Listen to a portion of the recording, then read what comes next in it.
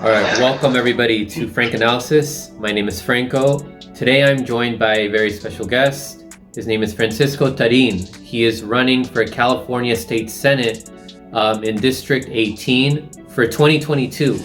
So he's starting early to build up his momentum, build up some name recognition. I appreciate you coming on here, Francisco. How are you doing today? Thank you. I'm doing very, very well. Just trying to get by, and yeah. So how is everything over there in California?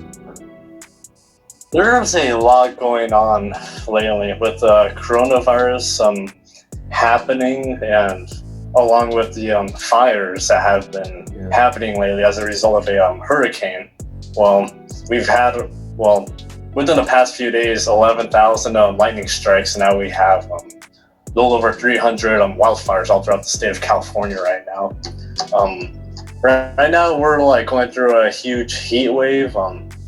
We're seeing record temperatures, and it's been getting out of hand lately.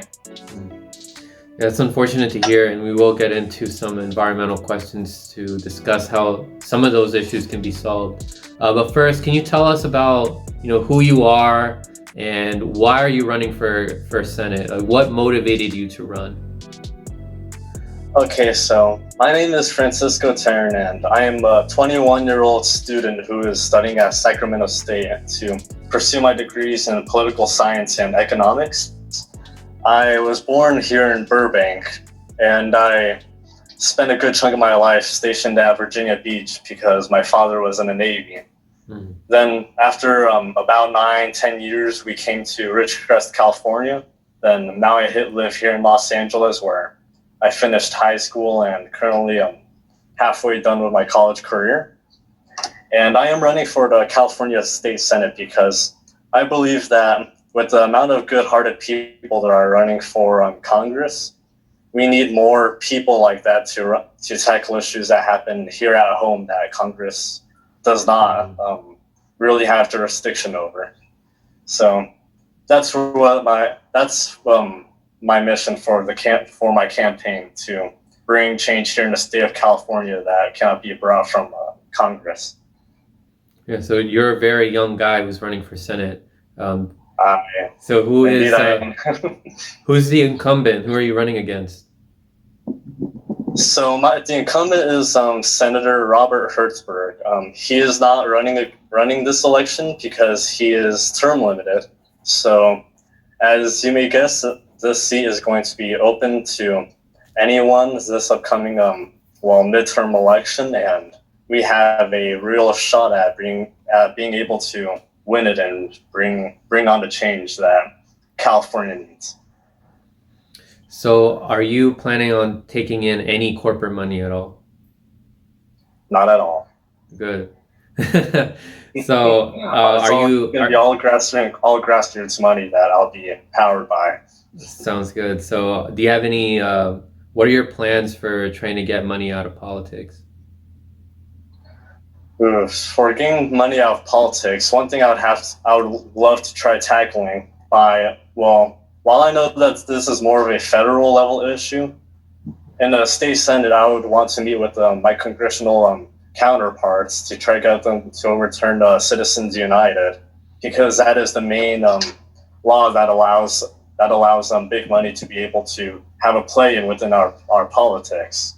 So tackling something such as Citizens United will help us bring out money in politics, and alongside with that, I would use my platform to try to elevate as many grassroots candidates as possible, try to get the public preference away from corporate-backed politicians and look more towards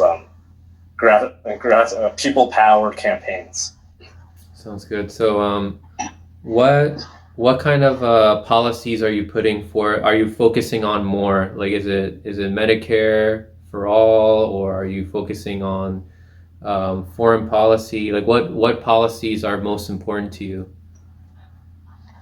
So I would say my most important policy would be with infrastructure. Currently within the United States, our power grid, our water lines, our roads, many of these networks are starting to come up on 100 years old, or some areas within the United States much younger than that or much older than that, and it's a severe issue we're starting to deal with. Los Angeles has not been has not been safe from that. For example, such as how I know residents in downtown LA who live in apartments that use what was it, metal or copper water lines, and whenever they try to use the running water, it would be brown for a good few minutes. So that's one good sign that we have an issue to tackle here within the state at the very least. So, alongside tackling infrastructure, I would like to begin shifting, like starting with our major cities in California, to relying on 100% on clean and renewable energy within a certain amount of time. I have not decided what year I would like to accomplish this, because there's a lot of numbers that I would have to work with and analyze the closer we get to the election. So, alongside the both of those things, I would like to tackle mental health and the broken foster care system, because this seems to have a very negative impact on our youth today, along with how our public education system is structured. So, my policies range from infrastructure to climate change to mental health, and how we are bringing up our youth as of today. So what are you envisioning for reforming the education system? Like what are some major gripes that you have with our current system right now, and how do you envision yourself fixing those problems that we have right now with our current education system? So when it comes to the topic of public education, we have an issue where Los Angeles Unified School District, for example, is the second biggest school district within the United States. And LAUSD has been known not just by outsiders, but by parents and teachers and many others, to prioritize funding over the education of students. LAUSD currently has $2 billion that is just sitting around not being used, as that came to light when there was a whole round of protests led by parents and teachers and students for teachers to receive better wages a couple of years back. And we have LUSD that is more focused on building new schools and trying to bring down charter schools, so that way more students will assimilate into their system and get more federal funding, or just more money in general. Now, where is all of that money that they receive going to? I'm not exactly sure, but it's definitely not going into the hands of teachers who need to buy supplies for students, whether it's for music or science or film or whatever else. So part of a big solution that I have to tackling the issue, at least here with LA Unified, would be to break up the school district into at least 3 or 4 different parts. Because as somebody who has received an education before, prior to living in LA in smaller school districts, there can be more oversight and more student and parent input involvement within the school district and their financial matters, as well as business when it comes to just administrative duties and other educative. Sorry, I'm like a little tongue twisted right now. Right. But so that would be a big part of the solution that I would want to tackle that, because it's very evident lately that our school public education system has not been living up to its standards, where many students are dreading going to school, especially with the coronavirus. Many teachers are not even sure how they're going to be able to educate students properly, and so this leaves parents and students at unease, because it seems very definite that that even after months of planning for this, students are not going to get the proper education that they need to get through the coronavirus pandemic. So that would be those would be some top things I would like to address when it comes to the public education system. How more programs need more funding. We need to break up school districts that seem to act as monopolies and play games with students' education. And we need more oversight, more accountability within how all of this comes into play. Okay. And you brought up earlier about the natural disasters that are happening right now in California. And one of the symptoms of the current climate change that we're dealing with right now is increase in frequency in natural disasters. So what plans do you have for mitigating climate change, as well as these other environmental problems that we're also dealing with that occur as a result of overexploitation of resources, overexploitation of fracking, etc.? Restating this with climate change, how I'd like to tackle this issue would be to bring back funding for recycling centers. As within the past few years, we've seen massive cuts to recycling centers. So this leaves less of an incentive for the general public to be able to, to take up their green thumb and, do their part for the environment. Because without an incentive to provide the public, including those within the lower class, well, we're not going to see as much be done because there's not as much motivation as beforehand. Along with that, I would like to try shifting California's major cities into relying on clean and renewable energy within a certain amount of time, hopefully maybe by 2035 at the latest, or 2040, starting with Sacramento, San Diego, San Francisco, and Los Angeles, because we have many major cities that have seen very little shift towards clean energy. But lately, we've been seeing a huge increase in rising temperatures, and this results in more fires throughout the state of California. Each set of fires gets worse and worse through each passing year, as you can see right now, or even when Death Valley the other day. They recently saw their highest in years, which was 130 degrees, which was actually the hottest temperature recorded on the face of this earth on a natural occurrence. So for me, that is my biggest plan when it comes to tackling climate change, because if we don't shift our major cities to clean energy as soon as possible, we'll continue to see temperatures going to even higher levels than before, and this will have a negative impact within the surrounding regions, including the Pacific Ocean. How we have seen more hurricanes come about lately, which is the whole reason as to why we've seen more thunder or lightning storms, which is the root cause of why we've seen more fires this season than any other. So that would be my biggest plan with climate change. So I remember in past interviews that you've had with some of my friends, with Israel of Big Talk Little Talk and Carlos of the Beer Experience, you mentioned that one of your biggest influences to run for an office was Tulsi Gabbard. What were some of the reasons for why she inspired you to run for an office? Well, one of the things that really made me feel connected to Tulsi was the fact that she is a military veteran, and I come from a military family myself.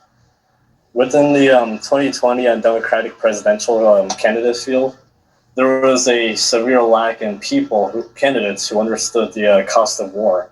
Like, yeah, there's Pete Buttigieg, but he's not really much of an in-touch kind of guy, if you know what I mean. Yeah, right. But yeah. When I saw Tulsi's record, that she's a major, that she's served in Iraq, and that that she brings forth the experience that she gained from her military career into politics to not push for regime change wars, but to fight against them. That was something that strongly attracted me because, especially as a kid who grew up during the time of, when the Afghanistan war or the Iraq wars were intensifying, I knew many military kids who also had loved ones that were sent abroad. Now, some of them had their loved ones come back, others unfortunately did not. Unfortunately, the lives of either one of their parents or a sibling or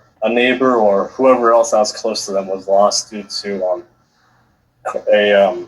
the military-industrial complexes push for more of these unnecessary wars that cause havoc for world peace and for the environment and for the lives of many Middle Eastern citizens and American people as well. Other things that just made me that brought me into Tulsi's campaign would be how similar it was to Bernie's plan. The fact that she was for Medicare for all, that she was for, she has a record of in Congress for tackling the climate change with her OFF Act. And the fact that she's brought forward legislation such as, federally legalizing marijuana, which her bill is currently being sat on by Congress at the moment, or how she addresses sexual assault and sexual harassment issues that are occurring in the military. So she talks about a lot of things that many other people do not talk about, and the fact that she even openly supports Snowden and Assange as well, which is like something that not very many federal politicians do. That, to me, that's a calling sign that she is an in-touch politician and that she is not in it for the money or not for the fame, but she's in it to bring forward a change that we need. So that's what brought me into Tulsi's campaign. It seems like one of the main bipartisan agreements that both parties right now have in the Senate and in Congress is for our foreign policy. Many of them agree with the sanctions that we put on certain countries that don't play along with the U.S. imperialistic corporatists want, and we're also installing all these coups in those countries that don't want to play ball with us and taking their resources, privatizing them so that the few wealthy in our country can benefit off of that. So what will you do to try to push your peers into not supporting these regime change wars or acts of wars like sanctions?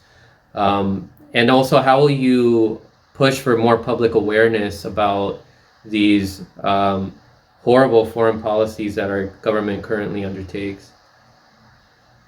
So when it comes to tackling this issue, I like to meet with congressmen and California's U.S. senators and try to have very open one-on-one discussions with each of them about the horrors of our foreign policy and how they impact not just the Middle East, but also the rest of the world, because our foreign policy seems to have a domino effect where we have many military bases all over Asia, South America, Europe, and Africa. And it all seems like it's all one big waste of money that's meant to align the pockets of the wealthy and those who own companies such as Boeing or such as Lockheed Martin. So I like to discuss with them things such as crafting legislation to reclaim congressional war powers. While legislation in the U.S. Congress has been, brought forward I would say beginning of this year when tensions with Iraq were escalating, and along with the U.S. Sales of arms to Saudi Arabia in light of the killing of Jamal Khashoggi. I would like to persuade my congressional counterparts to stand against these sanctions that are being enforced against Iran, for example, especially because we're still trying to push for indefinite sanctions against Iran even though they're being hit hard by the COVID crisis, or to try to get them to reverse some committee votes that reaffirm keeping our forces in Afghanistan or in Iraq. Now, I know it will not be easy because many of our federal representatives here in California are actually in favor of U.S. imperialism. That includes my current congressman, Brad Sherman, and that includes others such as Tony Cardenas and Adam Schiff and many others. And for U.S. Senate, that also includes, Senator Harris and Senator Feinstein.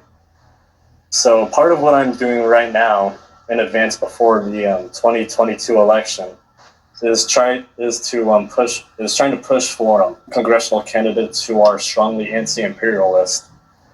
So at the very least, the anti-war group can have a firmer stance within Congress by the time I make it in. So there will be more support for for bringing our troops back home and for less sanctions by the time I get into Congress. So there'll be not just myself trying to pursue these people to take up to pursue the moral path, but there will also be colleagues of theirs in Congress who maybe freshman congressmen or congresswomen, but they would also add more pressure to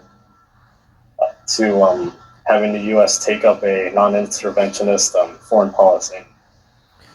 So I think a lot of people would be inspired by the courage that you've taken to run for Senate.